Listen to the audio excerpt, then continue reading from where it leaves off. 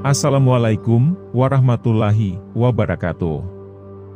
Imam Al-Ghazali dalam karya terkenalnya Kitab Ihya Ulumuddin, mengisahkan seorang ahli maksiat yang dikenal masyarakat sebagai sampah masyarakat yang kesehariannya hanya mabuk-mabukan dan beraktivitas di tempat pelacuran.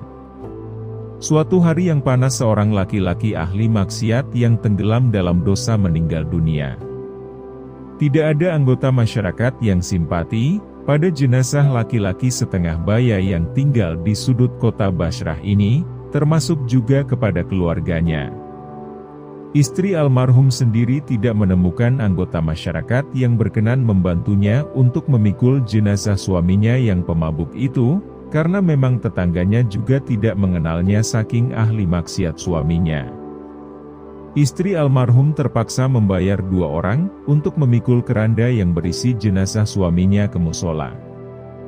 Ia juga tidak menemukan jamaah musola yang berkenan mensalatkan jenazah suaminya. Istri almarhum kemudian memutuskan untuk melanjutkan prosesi pengurusan jenazah. Ia lalu membawa jenazah suaminya ke padang pasir terbuka untuk dimakamkan. Tak disangka ia mendapati seseorang yang seakan telah menunggu lama jenazah suaminya untuk mensolatkan jenazah tersebut.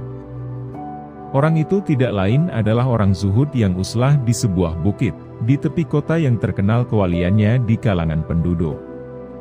Tak berapa lama tersiar kabar di tengah masyarakat Basrah bahwa orang yang dikenal wali Allah rela dan berkenan menuruni bukit hanya untuk mensolatkan jenazah fulan yang dikenal sebagai seorang pemabuk.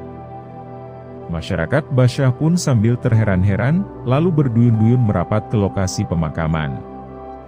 Mereka berbaris di belakang ulama karismatik yang dikenal sebagai wali Allah untuk mensolatkan jenazah tersebut. Masyarakat yang terheran-heran lalu bertanya kepada ulama karismatik tersebut. Wali Allah tersebut menjawab, "Dalam mimpi aku mendengar suara langit, turunlah, temui jenazah fulan. Kamu akan melihat jenazah yang tidak diiringi siapapun kecuali istrinya. Sholatkanlah jenazahnya karena sungguh ia telah diampuni." Mendengar jawaban ulama karismatik yang rela turun bukit itu, masyarakat Basrah makin takjub dan heran. Sedangkan ulama karismatik ini juga belum mengerti persis alasan pengampunan Allah terhadap jenazah laki-laki pemabuk ahli maksiat tersebut. Wali Allah itu lalu memanggil istri almarhum untuk menggali keterangan perihal apa yang diamalkan oleh almarhum suaminya. Istri almarhum memulai ceritanya bahwa suaminya semasa hidup sebagaimana dikenal masyarakat Basrah menghabiskan waktu sepanjang hari di tempat hiburan dan mabuk minuman seharian. Coba kamu perhatikan, kebaikan kecil apa yang pernah dilakukan almarhum suamimu, tanya ulama karismatik tersebut. Sementara masyarakat memperhatikan dengan hikmat jawaban istri almarhum. Baik, ada 3 hal yang kuingat, jawab istri almarhum.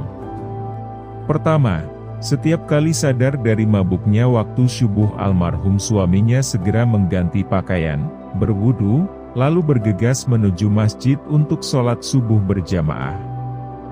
Selesai sholat subuh berjamaah, almarhum kembali ke tempat hiburan langganannya dan tenggelam dalam dosa. Kedua, rumah almarhum tidak pernah sepi dari 1 atau 2 anak yatim yang disantuni. Bahkan tidak jarang kebaikan almarhum terhadap anak-anak yatim tersebut melebihi kebaikannya terhadap anaknya sendiri. Ketiga, tidak jarang almarhum suaminya sadar di tengah mabuknya pada gelap malam, lalu menangis dengan penyesalan dan bermunajat, "Wahai Tuhan pemilik sudut-sudut neraka jahanam. Apakah engkau akan memenuhi sudut-sudut jahanam itu dengan raga yang hina ini?" Maksudnya dirinya. Mendengar keterangan istri almarhum, ulama karismatik itu berpaling menunggu pemakaman selesai sebelum kembali ke atas bukit di tepi kota Basrah. Keterangan istri almarhum menghilangkan keheranan yang sebelumnya hinggap pada dirinya dan masyarakat kota Basrah. Demikian kisah jenazah ahli maksiat yang disolatkan waliullah. Assalamualaikum warahmatullahi wabarakatuh.